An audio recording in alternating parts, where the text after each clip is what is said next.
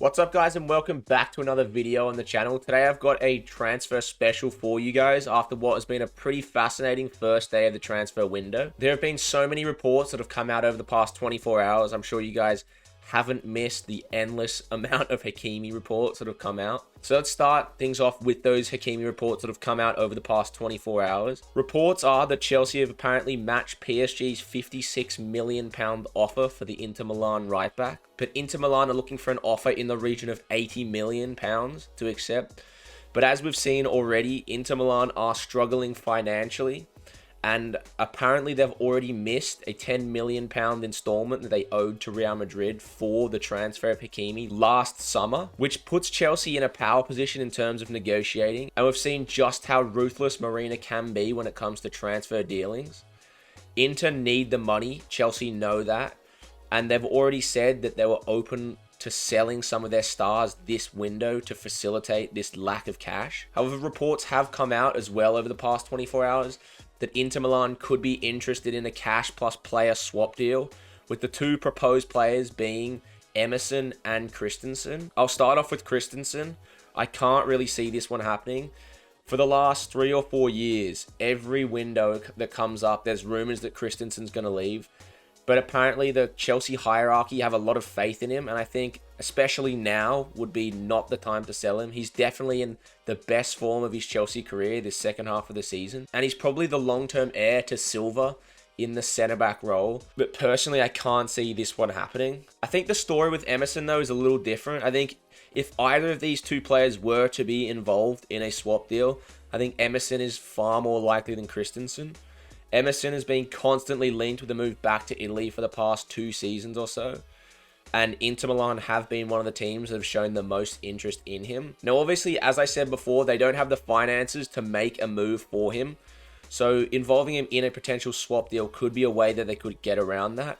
Sky Sports, though, were reporting that Inter aren't looking to get him permanently. They're only looking for a loan, which could throw a spanner into the works a little bit. I think if this deal was to go through, however, it would probably most likely just be a cash deal, as the amount of times we see rumors about proposed swap deals compared to the amount of times they actually go through is significantly different. And I think despite the fact that Inter are looking for almost double what Chelsea and PSG have offered, their bargaining position is just so poor at the moment that I think their hand will be forced and they'll have to accept one of those two offers.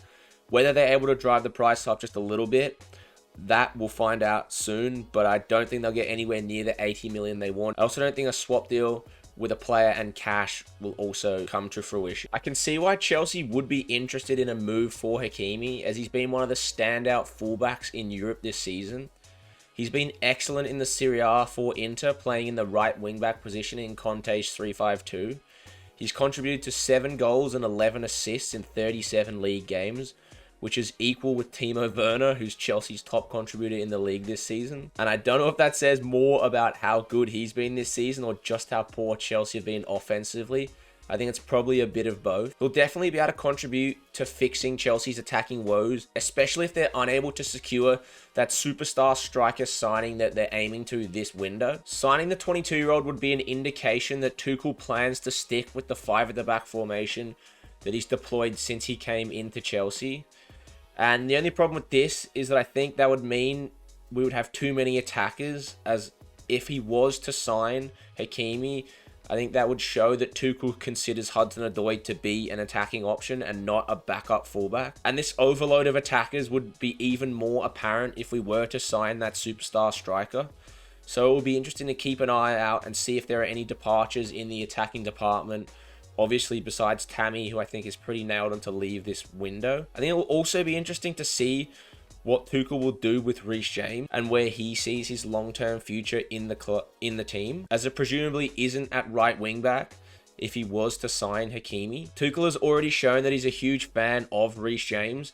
I think he's featured in every single game under Tuchel except for the first one against Wolves, where he went for a more senior lineup. And we have seen that he can be deployed as a CDM or a centre-back under Tuchel. So despite obviously being excited about an incoming transfer, especially Hakimi, I think he's an extremely exciting prospect. We really need to trim down the bloated squad that we already have before we pursue these huge transfer targets like Hakimi and Haaland. And it also seems that the decision is up to Hakimi, because it seems inevitable that he's going to leave Inter Milan this window. And yeah, it's up to him whether he wants to go to PSG or Chelsea. Hopefully Ziyech can put in a good word whilst they're on international duty together for us to help us get this transfer over the line, as I think it could be huge for a potential title push going into next season. This next report is also concerning what's soon to be an ex-Real Madrid player.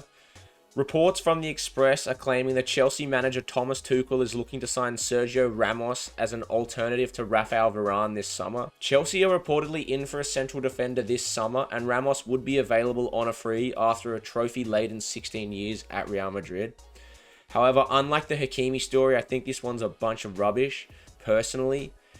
He's coming off an injury-ravaged season, which has kept him out of the Euros, and he's just recently turned 35 this year. And Chelsea already have that old leadership figure in the squad, in Silva, who's recently just signed a one-year extension with the club.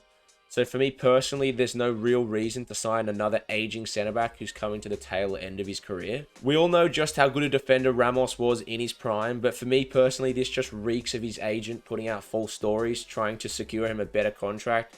We've seen this done throughout his career, with him constantly being linked with a move to United every 2 years, just before he signed a huge bumper deal with Real Madrid.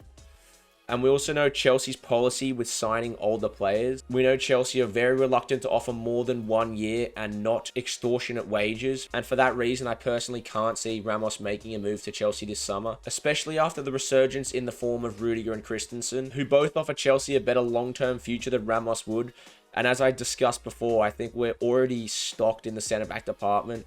So signing Ramos would just be aging our centre-back options, and we would potentially have to sell on one of the younger, more promising centre-back, like a Christensen or a Gurhi, which could come back to bite us. So that's all I've got for you guys today. Would love to see Chelsea make the move for Hakimi. Ramos less so, as I've just discussed. Let me know down in the comments below what you guys would do. Who would you sign? And if you enjoyed the video, make sure to like, and if you're new around here, subscribe to stay up to date with new videos. Thanks for watching.